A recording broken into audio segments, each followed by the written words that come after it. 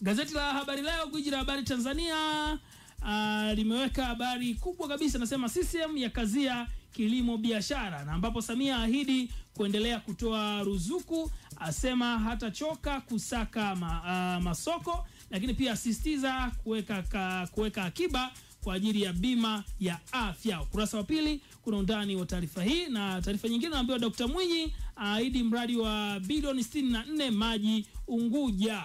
Ukurasa wa 19 kuna undani wa taarifa hiyo, na habari nyingine ni Tanzania mguu sawa kuanza mradi Mchuchuma Liganga. Ukurasa wa 7 kuna undani wa taarifa hiyo. Taarifa nyingine iliyopewa uzito kwenye gazeti la Habari Leo ni Majaliwa anasema nafahamu nia ya Samia kwa Watanzania. Ukurasa wa 3 kuna undani wa taarifa hiyo, wakati kuna habari kidogo ya kusikitisha Nkobike kwenye gazeti la Habari Leo, gwiji la habari. Imeandika moto wa Kibatari wateketeza nyumba, mzee afa. Ukurasa wa 3 kuna undani wa taarifa hiyo. Moto wa Kibatari. Tulizungumza hapa kuhusiana na kuchukua tahadhari katika nyumba zetu, katika maisha yetu. Sasa umeona hii kwamba tunaishi, tumetokea naamini tumetokea huko vijijini.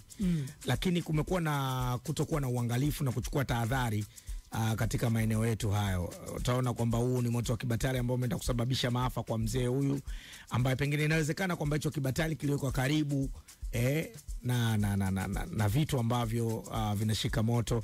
Lakini kwa namna gani tunachukua tahadhari katika maisha yetu na katika nyumba zetu tunavyoishi? Kuna vitu vingi sana ambavyo tunapaswa kuviangalia kwa kina.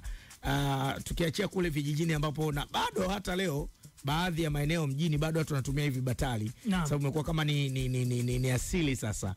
Kwa hiyo utakuta kwamba mtu inawezekana amewasha Kibatari, mtu kuna nguo hapo, Kibatari kimelipuka, na kwa bahati mbaya kuna nyumba nyingine bado za nyasi, unakuta nyumba nyingine za nyasi. Kwa mfano ukiangalia mazingira ya mkoa wa Dodoma, bado maeneo ya vijijini kando kando huko bado watu wanatumia zile nyumba za asili. Sasa unaweza kukuta mtu amewasha Kibatari, amejisahau, ametoka nyumba ni za nyasi, nyasi imeanguka, imekwenda kushika kwenye Kibatari imeshika moto, au Kibatari kimeripuka. Unajua Vibatari time nyingine pia vinalipuka ndio. Kwa hiyo inawezekana Kibatari kimeripuka, hakuna mtu ndani, na huyu mzee inawezekana maskini ni kikongwe, alikuwa amejipumzisha. Kwa hiyo unakuta hiyo changamoto. Kwa hiyo lazima tuchukue tahadhari na mambo yote katika nyumba zetu.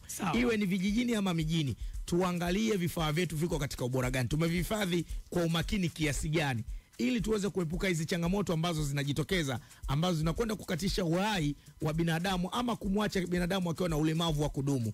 Ni tahadhari, tahadhari, tahadhari. Elimu itolewe juu ya uchukuaji wa tahadhari katika vifaa vyetu, katika nyumba zetu ambavyo tunavitumia. Mimi nafikiri sasa imefika na ni wakati sahihi wa kuhama kutoka teknolojia moja kwenda teknolojia nyingine.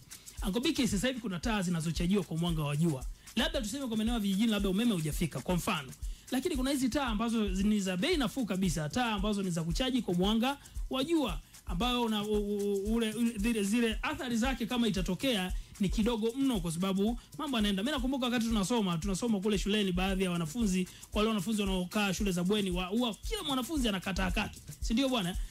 Pale umeme unapokatika unawasha ile taa yako ya kuchaji kwa mwanga wa jua, kesho unaianika na shughuli nyingine zinaendelea. Labda ni wewe ni mzazi au wewe ni kijana ambaye mzee wako yupo kijijini, kwa nini usimnunulie taa hizi ambazo ni za bei nafuu kabisa? Badilisha matumizi, tuhame huko kwenye Vibatari. Kibatari ni hatari mno, licha tu yani ni hatari. Sasa angalia, mzee huenda alishindwa kujiokoa kwenye nyumba hiyo. Unafikiri nini kinatokea?